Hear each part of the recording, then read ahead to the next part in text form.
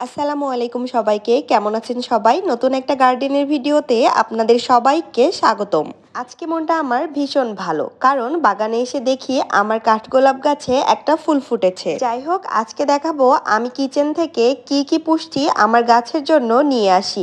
প্রথমেই আছে ডিমের খোসা, যেগুলো আমি খুব ভালো করে শুকিয়ে নিই। তরি তরকারির খোসাও আমি একটাও ফেলে দিই না, সবগুলো একসাথে জমিয়ে শুকিয়ে তারপরে ভালো করে সংগ্রহ করে রেখে দিই। আমি আমার রান্নাঘরে চেষ্টা করি সবসময় 2টা বোতল রেখে দেওয়ার জন্য, কারণ খাবার পরে যে কলার খোসাটা থাকে সেটা আমি এই বোতলের মধ্যে ভিজিয়ে রাখি। আবার পেঁয়াজ কাটার পরপরই পেঁয়াজের খোসাগুলো অপর একটি বোতলের মধ্যে ভিজিয়ে রাখি। এগুলো হলো শুকনা পেঁয়াজের খোসা। এই পেঁয়াজের খোসাগুলো গাছ লাগানোর সময় অনেক উপকারে আসে। এবারে দেখাবো এগুলো দিয়ে আমি কিভাবে আমার গাছের জন্য তরল পুষ্টি বানাই। প্রথমে আমি হাফ বালতির চেয়ে একটু বেশি পরিমাণে পানি নিয়ে নিয়েছি। এবারে এরপরে কলার খোসা ভেজানো পানি এবং পেঁয়াজের খোসা ভেজানো পানি দিয়ে দিয়েছি। গাছের বৃদ্ধির জন্য এই পানির সাথে আমি অ্যাড করে দিয়েছি ইউরিয়া সার।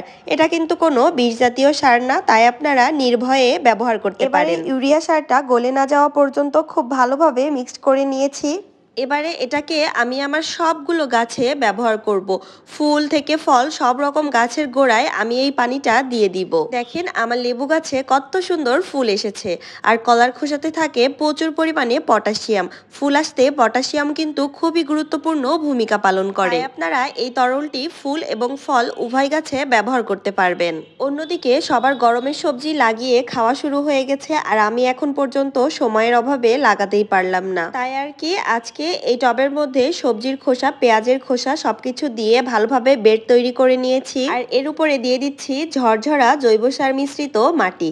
মাটি তৈরি যত ভালো হবে গাছ কিন্তু ঠিক ততটাই ভালো হবে। তাই আর কি গাছের গ্রোথের উপরে কিন্তু মিডিয়া তৈরিটা খুবই গুরুত্বপূর্ণ ভূমিকা পালন করে। এখানে ছোট্ট ছোট্ট অনেকগুলো পুঁইয়ের চারা হয়ে আছে, যেগুলোর গ্রোথ একদমই ভালো হচ্ছিল না একসাথে অনেকগুলো থাকার কারণে।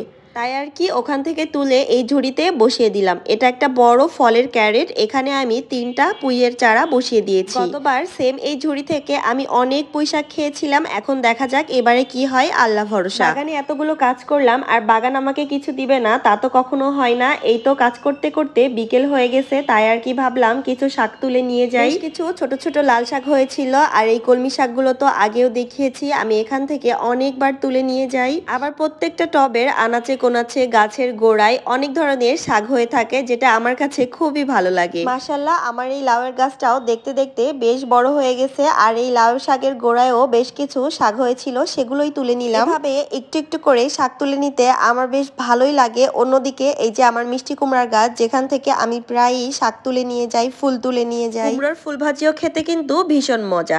আজকের ভিডিওটা এই পর্যন্তই। সবাই ভালো থাকবেন, আল্লাহ হাফেজ।